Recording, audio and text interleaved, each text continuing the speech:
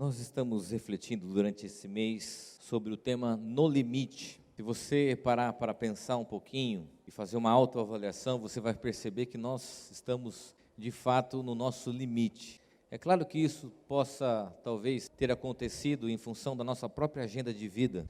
E o mês de novembro, como tem acontecido nos últimos anos, tem sido esse mês que nos leva a esse limite, não é verdade? A prova disso é que eu e você, nós estamos extremamente irritados, impacientes, inquietos. E se você fizer essa autoavaliação, olhando para os seus relacionamentos, você vai perceber que você está impaciente com seus filhos, irritado em casa, irritado no trânsito, irritado com a política, irritado com o seu time, como o meu caso.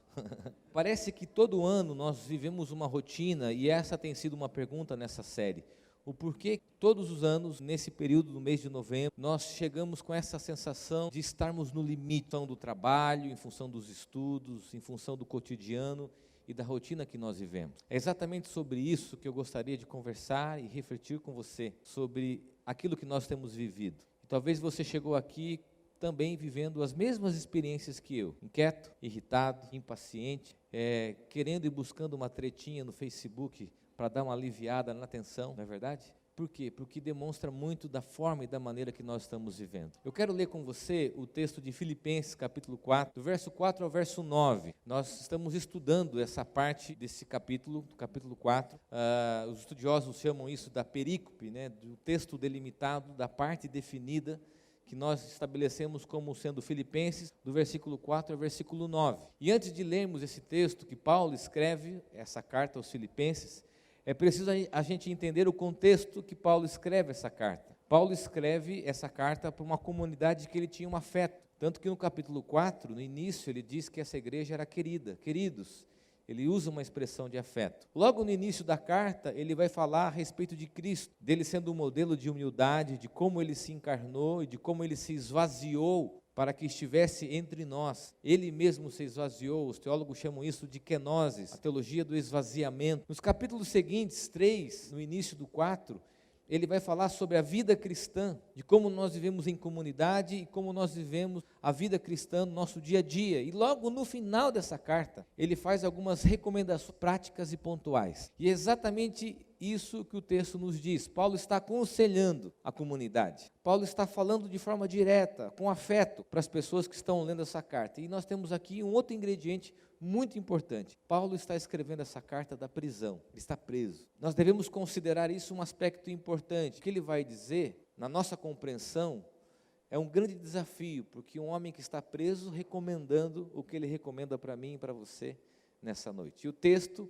bíblico diz o seguinte, você pode abrir no seu celular, a sua Bíblia, ou pode acompanhar pela projeção, Filipenses capítulo 4, do versículo 4 ao versículo 9. Preste bem atenção, nós vamos destacar aqui alguns eixos semânticos, algumas palavras e alguns ensinamentos de Paulo, para que a gente possa então responder à nossa cultura e à maneira que nós vivemos no limite. Alegrem-se sempre no Senhor, novamente direi, alegrem-se, seja a amabilidade de vocês conhecida por todos, perto está o Senhor. Não andem ansiosos por coisa alguma, mas em tudo, pela oração e súplicas, e com ação de graças, apresentem seus pedidos a Deus. E a paz de Deus, que excede todo o entendimento, guardará o coração e a mente de vocês em Cristo Jesus. Finalmente, irmãos, tudo que for verdadeiro, tudo que for nobre, tudo que for correto, tudo que for puro, tudo que for amável, tudo que for de boa fama, se houver algo de excelente ou digno de louvor, pensem nessas coisas, ponham em prática tudo o que vocês aprenderam, receberam, ouviram e viram de mim. O Deus da paz estará com vocês. Eu quero destacar hoje, nós estudamos na semana passada o versículo 6, você pode depois ouvir essa mensagem nas redes sociais, mas hoje eu quero destacar o versículo 7, que diz o seguinte, e a paz de Deus, que excede todo o entendimento, guardará o coração e a mente de vocês em Cristo Jesus.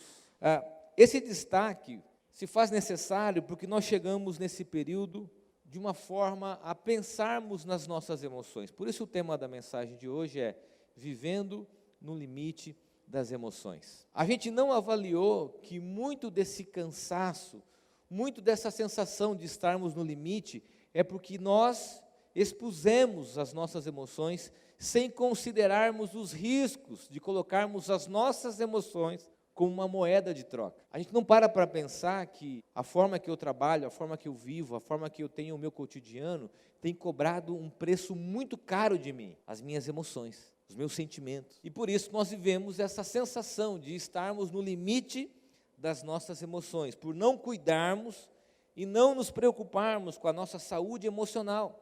A gente não se preocupa, eu tenho dito isso, preste bem atenção. Você no seu trabalho, naquilo que você faz, nos seus relacionamentos, tem pagado como um preço a sua saúde emocional, avalie o que você está fazendo. Nós precisamos parar para pensar o porquê que nós chegamos todos os anos nesse período tão esgotados, tão inquietos, impacientes, irritados. Por quê? Porque toda a nossa saúde emocional foi consumida por aquilo que nós fazemos. O preço tem sido muito caro, a maneira que nós estamos vivendo. Agora, logo de início, e aqui eu quero propor o tema, se você puder colocar, Ju, vivendo no limite emocional, nós temos uma consideração importante, e esse é o meu pedido para você. Olhando para o texto, e muitos teólogos, estudiosos, pastores usam esse texto como uma bênção sobre a nossa vida, eu gostaria também de usar isso dizendo que a paz de Deus seja sobre a sua vida. Olha aqui Paulo diz, e a paz de Deus que excede todo entendimento. Ele fala de uma paz que é fruto da nossa restauração com Cristo. Os estudiosos vão questionar se ele fala só sobre isso, porque a Bíblia diz que nós éramos inimigos de Deus, e nós não estávamos em paz com Deus. Mas a partir de Cristo, a nossa relação com o Pai é restabelecida, e nós temos paz nessa relação.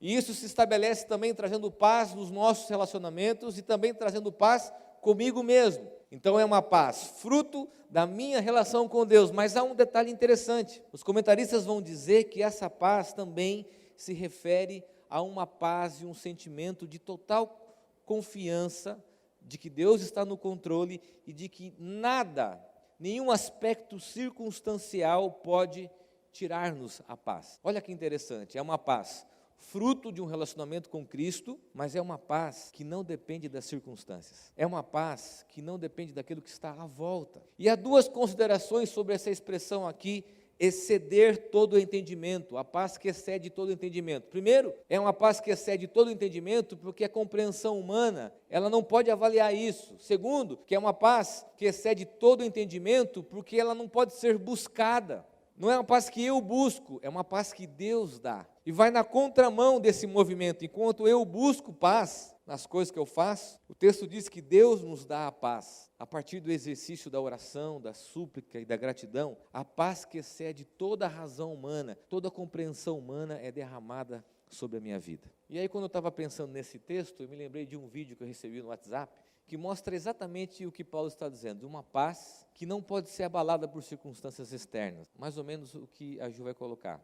É uma paz, e esse vídeo não tem áudio mesmo, que mostra o quanto as circunstâncias externas tentam o quê fazer com a gente? Tirar o nosso controle, soprando nos nossos ouvidos, faça mais um comentário, entre na discussão, responda esse post polêmico, brigue no trânsito, desconte isso com o seu filho, desconte isso na sua esposa, desconte isso no seu funcionário. Não é isso, não é exatamente isso que nós somos expostos todos os dias, testado numa paz que é circunstancial. E aqui acontece uma coisa muito interessante, porque acontece comigo, não sei se acontece com você, mas às vezes nós temos a paciência enorme, toda a paciência do mundo com pessoas que não são do nosso relacionamento, não é assim? Eu como pastor tenho que atender todo mundo, conversar com todo mundo, ouvir críticas, ouvir sugestões, e aí de repente eu chego na minha casa ou entro no carro, em quem eu desconto? Os meus filhos. Eu lembro que a minha mãe, ela dava aula em duas escolas, ela dava aula na época para 40 alunos de manhã e 40 alunos à tarde. E aí nós chegávamos à tarde em casa, no final do dia, ela sempre dizia o seguinte, a minha paciência eu acabei de entregar para 80 crianças. Chegava em casa com um pavio curto, sem nada a oferecer, e a sensação que eu tenho é que nós chegamos nesse período do ano sem reservas emocionais nenhumas. Tudo que nós deveríamos oferecer, a gente já deu. E por isso que a gente fica procurando locais e essa cultura do conflito, essa cultura da guerra. Eu não estou dizendo aqui de luta, de princípio, de engajamento. Eu estou dizendo de brigas desnecessárias, de conflitos desnecessários que nos levam a essa constante guerra. E deixa eu dizer algo aqui do ponto de vista do comportamento humano. Não é só uma guerra política. Engana-se quem acha que isso é só uma guerra política. Mostra muito da maneira que nós vivemos enquanto comportamento humano e o quanto nós estamos impacientes, inquietos, irritados. E isso transborda para todas as esferas da nossa vida. Por isso que você vê homens que são controlados, têm uma paz de espírito, brigando quando jogam uma partida de futebol, discutindo com o filho, com a filha, por um assunto que depois de 2, 3 semanas esquece, estourando com pessoas que não conhecem, numa fila de supermercado. Eu lembrei de uma história, eu já contei isso aqui. Uma vez nós saímos aqui do culto, fomos para o Extra, nós chegamos lá no Extra, íamos comprar poucas coisas, aquela correria do dia a dia, nós estávamos na fila, faltavam 2, 3 pessoas, de repente chega um batalhão de homens musculosos, fortes, e furam a nossa fila. Cansado, 10h30 da noite, a Aline vira: o que é isso? Como vocês fazem isso? Eu: não, amor, fica quieto, deixa aí o pessoal aí, tranquilo, né? Fica aí, tá tudo bem, pode entrar. Não, não é justo, nós estamos aqui na fila. E o rapaz da frente: mas eu deixei ele entrar. Algum problema, minha senhora? Não, problema nenhum, meu amigo, pode entrar aí, fica aí na frente, não tem problema nenhum. E eu falei: não, é injusto, cadê a gerente? Amor, calma, amor, fica tranquila. Não, amigo, você pode passar, pode passar. A gente vive numa cultura, até por causa do nosso cansaço, que o que a gente quer é esbarrar em alguém para vomitar todo o nosso cansaço, toda a nossa irritação. E eu acredito que essa palavra, quando eu estava pregando hoje de manhã, estava chovendo, se equipara muito essa sensação do bálsamo sobre nós, da paz que é derramada sobre a nossa vida, que independe se tem alguém ao lado de fora, no nosso vidro, batendo, nos desafiando, dizendo: vem para fora, soprando os nossos ouvidos, porque é uma paz que não depende da circunstância. Por isso que o Eugene Peterson diz o seguinte, que a paz, ela se desenvolve em meio ao caos, em meio ao caos. É exatamente quando nós somos testados, é exatamente quando nós somos levados ao limite, e a gente não percebe isso. Nós oferecemos logo de imediato no nosso trabalho, na maneira que nós vivemos, e já perdemos toda a nossa capacidade emocional. Por quê? Porque nós não compreendemos que alguém possa receber de Deus um bálsamo para nos trazer paz. Preste bem atenção no que eu vou dizer para você. Toda a nossa agitação, toda a nossa inquietação e irritação pode até ter bons e reais motivos. Puxa, pastor, mas eu trabalho tanto. Puxa, mas eu tenho uma responsabilidade, eu dou aula. Puxa, pastor, mas eu faço isso. Puxa, pastor, mas eu tenho que estudar. Puxa, sim, você tem reais motivos, mas nada disso justifica se isso te rouba a paz. Preste bem atenção no que eu vou dizer. Se o que você faz, se a maneira que você vive, a sua religiosidade, o seu ministério, o seu trabalho, rouba a sua paz, você precisa avaliar a forma em que você vive. A minha oração nessa noite é que você encontre em Cristo a paz que você tanto procura. A minha oração é que toda a sua rotina, todo o seu trabalho, todo o seu cansaço, todo o seu cotidiano seja banhado pela paz de Cristo. E eu tenho certeza de que muitos aqui, como eu, precisam viver dessa paz. Nos seus relacionamentos, dentro dos nossos casamentos, nos nossos ambientes de trabalho, na nossa família, porque nós estamos vivendo em constante conflito e guerra. Sabe o que é guerra? A guerra é a incapacidade humana de lidar com o conflito. E aí nós achamos que a guerra é solução para alguma coisa. A guerra nunca é solução para nada. E aí tem muita gente que acha que paz é a solução da guerra. Não, a paz devida é a solução dos conflitos, da forma que nós lidamos com os nossos conflitos. A paz é a confiança de que Deus está no controle, de que Deus cuida de nós e de que as circunstâncias não podem nos consumir. Por isso que tem muita gente que vai sair amanhã para trabalhar e vai chegar num ambiente e diz assim: nossa,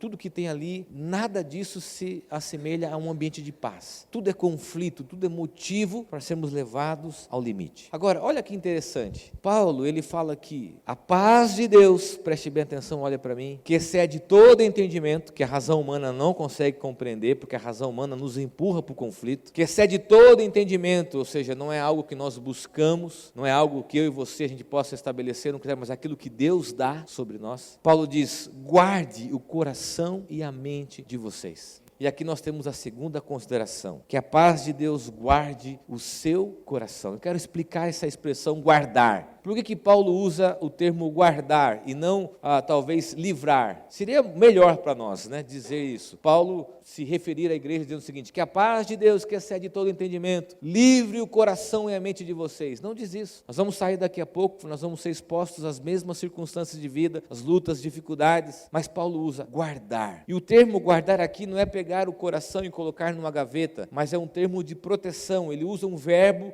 muito aplicado dentro do conceito militar, que a tradução literal seria estabelecer guarda sobre, vigia. A expressão guardar aqui é como se Deus colocasse vigias em torno do coração, guardando o coração. Uma outra coisa interessante é o fato de Paulo fazer uma distinção entre coração e mente. Nós sabemos hoje na cultura atual de que não há essa separação entre coração e mente. Mas no pensamento grego, que Paulo está se referindo aqui àquela comunidade, coração se refere aos sentimentos e às emoções, e a mente à razão humana. E aqui nesse pensamento que nós chamamos da filosofia moral estoica, Paulo usa a expressão cardia. O que é cardia? Diz respeito às nossas emoções, aos nossos sentimentos e aos nossos desejos. E aí a gente olha para a forma em que nós vivemos e a gente percebe que o que nós fazemos tem ferido o nosso coração. Por isso que nesse sentido eu creio que Deus pode guardar e proteger o nosso coração para que nós não adoeçamos, porque nós estamos ficando doentes das emoções, dos sentimentos em função da maneira que nós vivemos, das coisas que nós experimentamos. Ele está dizendo que Deus guarda, Deus protege o nosso coração. Vou dar aqui alguns exemplos de você chegar num ambiente e você perceber que o ambiente é tóxico, você perceber que o ambiente gera mal-estar e você pedir que a paz de Deus, que excede todo entendimento, não deixe criar no seu coração amargura, ressentimento, tristeza,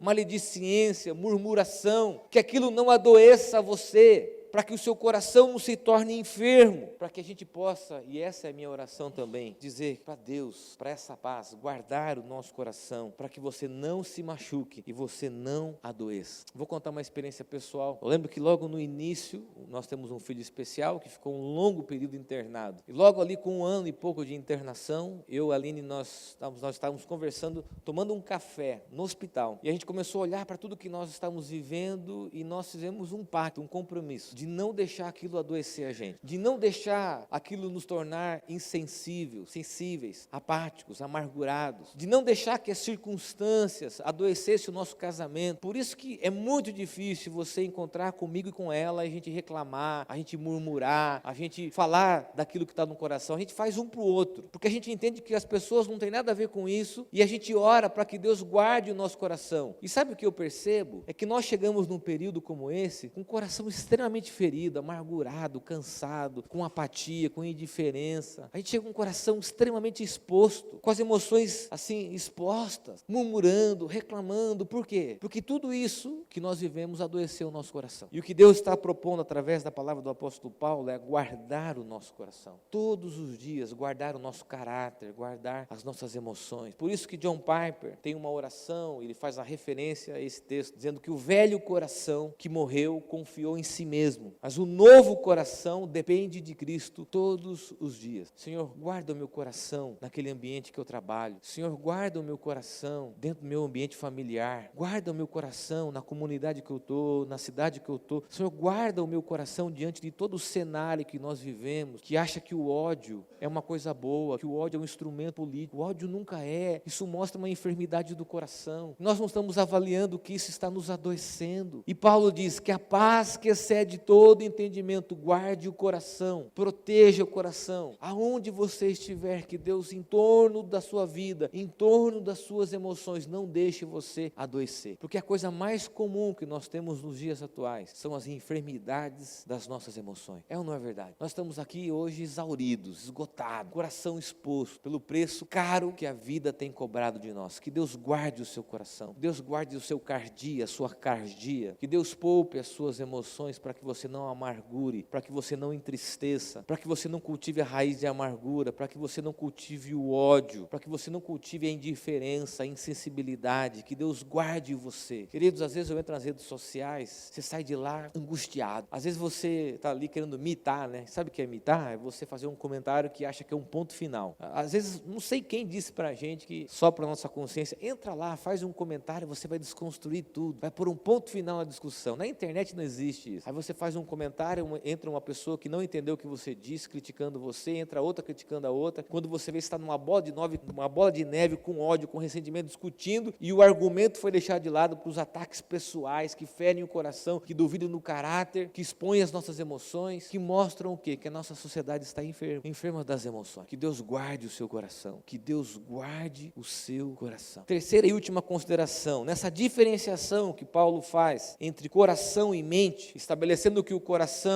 é a sede das emoções, dos sentimentos, Paulo vai dizer a respeito da possibilidade dessa paz guardar a nossa mente. E a mente aqui diz respeito ao conhecimento, diz respeito à razão humana, ao pensamento, ao propósito. E quando Paulo diz isso, olha que interessante, nós temos que pensar no contexto da carta. Quando ele fala da paz que excede todo entendimento, é porque naquela época, naquele período, havia um clima de insegurança, de instabilidade, político, social. E ele diz para a comunidade, olha, que a paz que excede todo entendimento venha sobre vocês, guarde o coração de vocês não sejam feridos, machucados por isso, mas que também guarde a mente de vocês. Por que Paulo usa então esse conceito grego para proteger a mente? Porque naquela época existiam dois tipos de ensinamento que estavam afetando a igreja. O primeiro ensinamento era o pensamento gnóstico, que dizia que Cristo, ao se encarnar, ele não tinha sido e tido a experiência humana, era uma pessoa divina. E no capítulo 2, Paulo vai dizer que não, que ele se fez figura humana, que ele se encarnou, que esse ensino era equivocado. Mas havia um outro grupo que estava influenciando aquelas pessoas, eram os cristãos judaizantes, era um grupo de cristãos que estava dizendo o seguinte, olha, nós devemos voltar às velhas práticas, as práticas legalistas, da moralidade,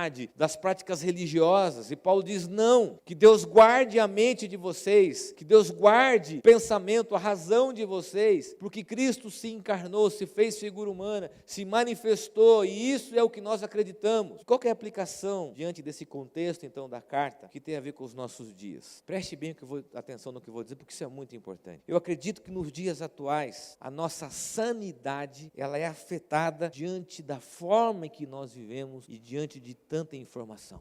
Que a paz de Deus, que excede todo entendimento, guarde o coração, para que você não se fira, não se machuque, não adoeça, mas que a paz de Deus, que excede todo entendimento, guarde a mente de vocês. Sabe para quê? Para que você não enlouqueça, para que você não perca a sanidade. E quando a gente olha para a maneira que nós vivemos, deixa eu dizer uma coisa para você, nós estamos enlouquecendo, a nossa mente está sendo afetada. Diante de tudo que nós temos vivido e experimentado, a nossa mente não para. E quando eu falo de paz, eu falo para um grupo de pessoas como nós aqui, que são vítimas de diversas enfermidades que afetam a nossa mente. Por isso que há hoje uma síndrome muito comum chamada síndrome do pensamento acelerado. Você está conversando com alguém, já teve essa experiência, e de repente o olho do cara fixa num outro lugar. Já viu? Você está ali contando um negócio e de repente o cara para assim. Você está conversando, o cara está assim. E aí você fala, opa, volta. Porque a mente, ela não consegue mais se conectar com uma coisa só. Ela vai longe. E aí nós colocamos a cabeça no travesseiro e a gente não consegue dormir porque a nossa mente é acelerada, a nossa mente não para. E aí alguém manda para a gente um vídeo de 8, 5 minutos no WhatsApp, você fala, meu Deus, quem que manda um vídeo de 8, 5 minutos no WhatsApp? Vou ter que assistir 5, 8 minutos. E você, como eu, pega lá a barrinha e joga lá para o final. Ainda mais se você está no seu pacote de dados fora do Wi-Fi. Fala assim, meu Deus, 8 minutos. Quem assiste hoje um vídeo de 8 minutos? Está aqui a dica para você não mandar vídeo para mim com mais de 5 minutos. Porque a nossa janela de atenção diminuiu para 50 segundos, 1 minuto. Porque a nossa mente está sendo adoecida pela forma que nós vivemos no limite. Por isso que o Tim Keller tem uma frase que nos faz pensar nessa noite. Ele diz o seguinte, o que preocupa a mente, controla a vida. E nós estamos com as nossas mentes adoecidas. A gente não tem mais razão, a gente perde a razão. Por estar cansado, a gente não consegue fazer escolhas, não consegue decidir.